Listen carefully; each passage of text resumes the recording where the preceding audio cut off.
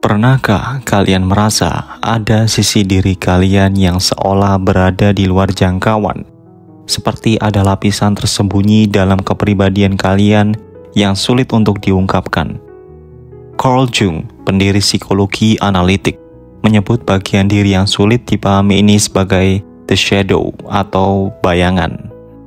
Menurut Jung, bayangan adalah bagian dari diri kita yang tersembunyi, seringkali disalahpahami, dan penuh misteri. Memahami bayangan bukan sekedar tentang penemuan diri, melainkan juga sebuah pengalaman yang bisa mengubah cara kita menguasai diri sendiri dan dunia di sekitar kita. Dalam video ini, kita akan menjelajahi konsep bayangan menurut Carl Jung, serta bagaimana kita bisa menghadapi dan memahami sisi misterius dan kepribadian kita ini. Setiap hari kita seringkali beradaptasi dengan berbagai lingkungan sosial dengan memakai topeng atau persona. Istilah yang digunakan Jung. Persona adalah versi diri yang kita tampilkan kepada dunia, dibentuk oleh harapan masyarakat, norma budaya, dan keinginan kita untuk menyesuaikan diri. Misalnya, seorang guru di ruang kelas mungkin menampilkan sosok yang penuh otoritas dan kebijaksanaan. Namun di rumah, ia mungkin menunjukkan sisi yang lebih santai dan ceria. Persona membantu kita menavigasi kompleksitas interaksi sosial, baik di tempat kerja, dengan teman, maupun dalam keluarga. Namun, bagaimana dengan aspek diri kita yang tidak selaras dengan persona yang kita tampilkan? Inilah yang disebut Jung sebagai bayangan. Bayangan adalah arsip kompleks yang menyimpan berbagai sifat, emosi, dan keinginan yang kita pilih untuk disisihkan.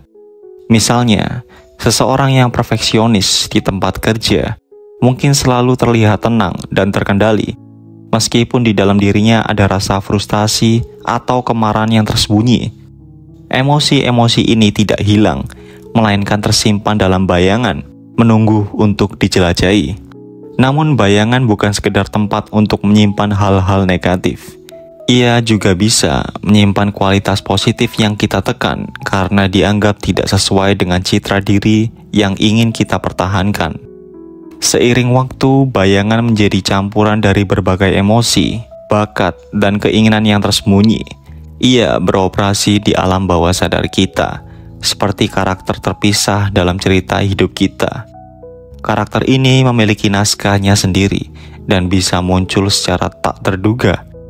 Misalnya seseorang yang biasa tenang, tiba-tiba meledak dalam kemarahan.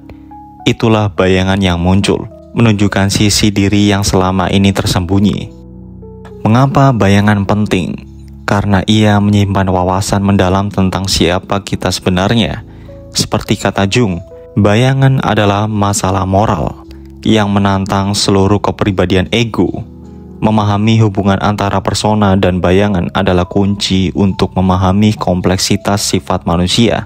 Sementara persona membantu kita menavigasi dunia sosial, bayangan memegang kunci untuk pemahaman diri yang lebih dalam.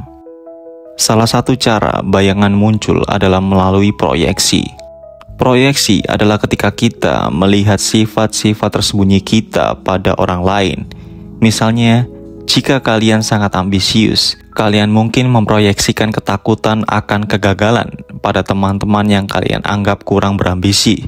Proyeksi seperti lampu sorot yang menyoroti bagian-bagian tersembunyi dari diri kita yang tidak ingin kita akui.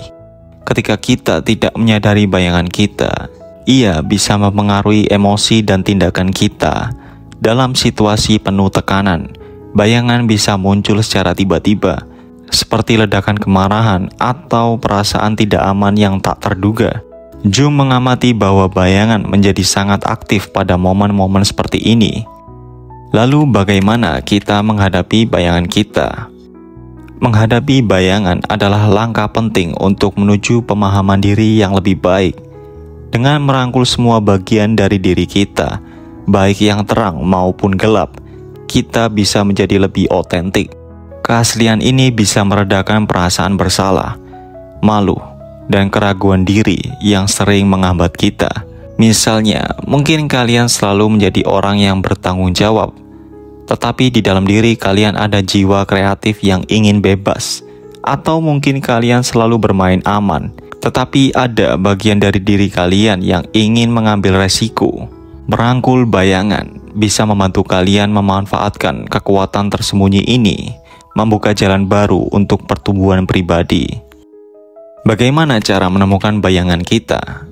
Ada beberapa pendekatan yang bisa kita coba. Yang pertama adalah mengenal pemicu. Perhatikan apa yang membuat kalian bereaksi secara emosional. Apakah itu kemarahan, ketakutan, atau frustasi? Ini bisa menjadi petunjuk tentang bayangan kalian. Yang kedua, mengamati orang lain. Reaksi kuat terhadap orang lain seringkali mencerminkan bayangan kita sendiri. Jika kalian sangat menghakimi seseorang, mungkin itu adalah cerminan dari bagian diri kalian yang belum kalian kenali. Yang ketiga, refleksi diri. Melalui jurnal, meditasi, atau terapi, kita bisa menyelami sudut-sudut tersembunyi dari jiwa kita. Tanyakan pada diri sendiri, mengapa saya bereaksi seperti ini? Emosi apa yang mendorong perilaku saya? Yang keempat, mencari bimbingan profesional. Terapis atau konselor yang terlatih dalam psikologi juga bisa membantu kita menjelajahi bayangan dengan lebih mendalam. Menghadapi bayangan tidak hanya bermanfaat bagi diri kita sendiri, tetapi juga bagi masyarakat. Ketika kita memproyeksikan ketakutan dan bias kita pada orang lain, hal itu bisa menciptakan konflik dan perpecahan. Dengan memahami bayangan kita bisa menumbuhkan empati, pemahaman, dan kasih sayang yang lebih besar.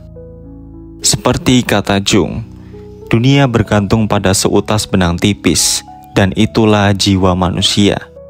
Dengan menghadapi bayangan kita tidak hanya membentuk kehidupan kita sendiri, tetapi juga berkontribusi pada dunia yang lebih harmonis.